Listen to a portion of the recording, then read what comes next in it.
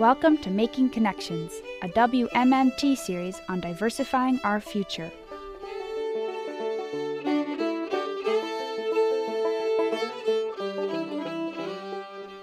Tom Hansell is now bringing his documentary film project on the road, hosting a series of community discussions here in eastern Kentucky, and using his clips from Wales to support local conversations about rebuilding the economy here in central Appalachia.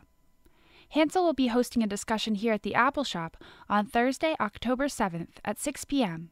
and will be joined by Dr. Howell Francis and Mayor Francis of Wales. The event is free and open to the public, and candidates for local offices are also invited to meet the speakers and public at the event. On September 18th, Hansell spoke at the Elkhorn City Library with a group of residents eager to discuss what lessons could be gained from the Welsh experience. City Attorney and Elkhorn City Heritage Council member Tim Belcher got things started.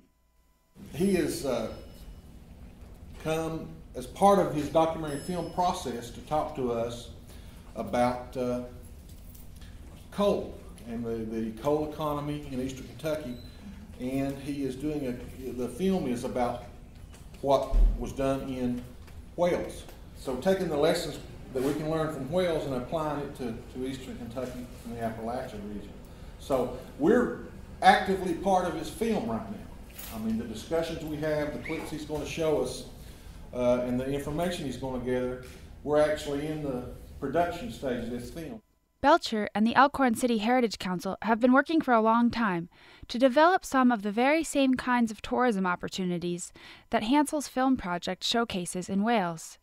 And as Belcher sees the potential for this, sometimes I go to different groups and I talk about diversification of eastern Kentucky's economy through adventure tourism. You know, as a group, we've been talking about this for years. Finally, the state caught up with us about 5 years ago and started actually putting a little money behind it, and some initiative behind it. But I always try to tell groups, tourism, ecotourism, adventure tourism will work, but it'll work in specific communities. Some communities affected by mining in eastern Kentucky, adventure tourism is not the answer for them. But it is the answer for Elkhorn City, and the reason being Elkhorn City has all the natural assets. Pine Mountain Trail, Russell Fork River, Trans-America Bike Trail. We have all the assets. We have the tourism infrastructure in place. And we can develop an economy based on this. I hear a lot of naysayers out there say this to me all the time. Well, there's no money in that. There is if you have the right assets. We have them.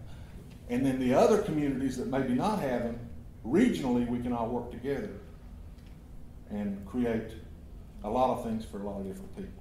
And while there's also a lot of differences between eastern Kentucky and South Wales, Tom Hansell hopes this international perspective will add to the current conversation. What's interesting here in Elkhorn City is you guys have a lot of stuff going on already. So I want to make sure I'm not pretending to come here with answers. Most of you all know me well enough to know that. In fact, I probably have more questions than answers. But I do think that looking at what happened in Wales, as the coal was shut down pretty dramatically 30 years ago, almost not quite to this day, but 30 years ago exactly, that there are a lot of parallels.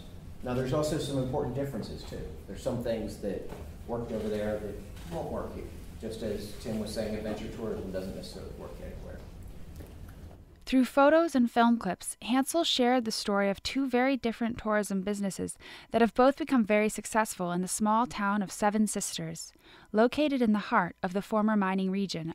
One is a private business that is a leadership development center and offers retreats, courses, and training.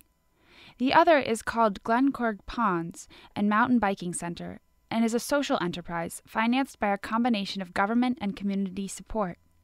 It is also located on a former mine site. Both examples resonated with Elkhorn City residents. Tom, a question I've got, maybe you can give me some more information. You know, the mountain bike center and the lake project gets developed. He says, well, we had 2 B&Bs before this, and now we've got 15 to 20. Yeah, that's right. So that project spurred 15 to 20 hotels / bed and breakfasts in that community. That one project on the mountain bikes. Am I right Well, on that? it was the pond plus the mountain bikes. The pond plus the mountain And what bikes. they did was they converted an old mine site that was taken over by the government, so it was public land, and the community came up with this plan and said, this is what we want to do with this public land that's not being used. So some of it was reclamation money, Yeah. actually. Literally, they were taking care of acid mine drainage at the same time that they were doing the ponds. And some of it was the community's drive. I mean, to me, what was impressive is they went door to door and got everybody to pitch in £1. Yeah. And that was their match for their grant that they got from the national government. Susan Owen, organizer of the Cloud Splitter 100-mile race on Pine Mountain, scheduled to take place this October, shared a story from a different mining region also faced with the loss of employment, this one in the U.S., in the town of Leadville, Colorado. Leadville used to be a mining town. They mined molybdenum there, and molybdenum is used to make battleships.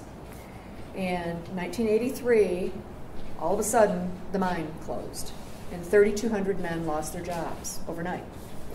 And it went from a rather prosperous mining town to just despair and horrible, fights, bar fights, and emergency room doctors were amputating toes of miners who were drunk in the snow, and women getting beaten up. And one of the miners, whose name is Ken Klober, he had heard about an event in California called the Western States Trail Endurance Ride. And it was an event where people would take their horse and go ride 100 miles. And this one man entered the event, and his horse pulled up lame, so he could not ride the horse. And he said, well, then I'll just run it, believe it or not. Well, he was the first person to sign up for and enter a 100-mile trail event, and he finished. And so Ken Klober, this miner who had lost his job, said, well, if some California hippie can do that, it's not that hard. So the next year, he started the first Leadville Trail Invitational that got 47 registrants, and he did it year after year.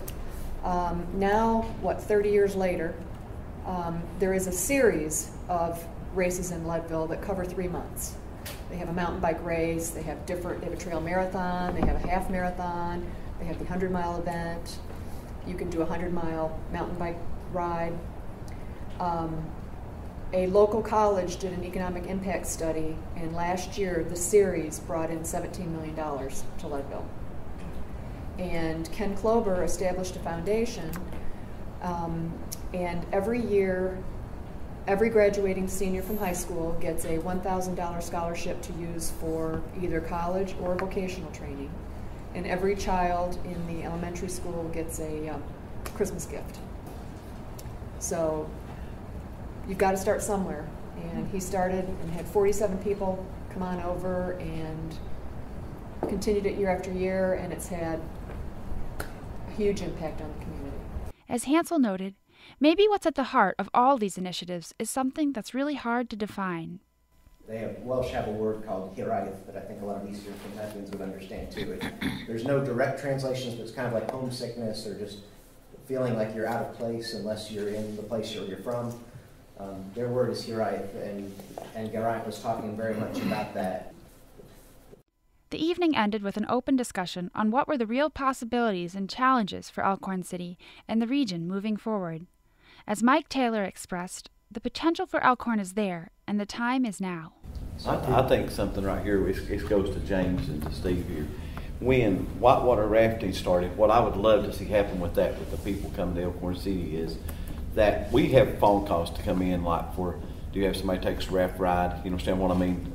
Big company to set up, it'd be us, Elkhorn City, have this. And have like the raft rides, because what happened was, I drove the bus years ago when this first started out. And you were seat to seat in a 65 passenger bus in 2 trips. Taking them there, I would drop them off at Barton Lick, they would get into the rafts, they would come down, they would feed them, and all this cost of doing this. And what happened was, some of them were telling me they were paying $500 a person to do this. And they were coming from Iowa, they were coming from everywhere to do this. And I think the whitewater is great. You know, it brings a lot of people. I've met a lot of them on the river because I fish all the time, and I see them coming and going like that. But that's one thing I would love to see happen, that we make off the whitewater rafting like our own company in our town. Different stuff like that, because CO's thing in the past. I mean, it's got to be, and I hate that, and not saying it's not going to recover, but something has to be done just in case it never does recover back. Again, Tom Hansell will be hosting another discussion on the After Coal Wales and Appalachia Film Project and its implications for Eastern Kentucky here at the Apple Shop on Thursday, October 7th, and he will be joined by Dr. Howell Francis and Mayor Francis of Wales, as well as Evan Smith from the Appalachian Citizens Law Center and Robin Gabbard from the Foundation for Appalachian Kentucky. There will be an open reception at 6 p.m. and a panel beginning at 7.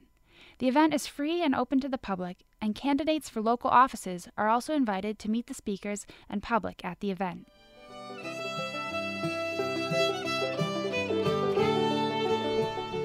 Making Connections is brought to you by WMMT Mountain Community Radio. Find out more at makingconnectionsnews.org.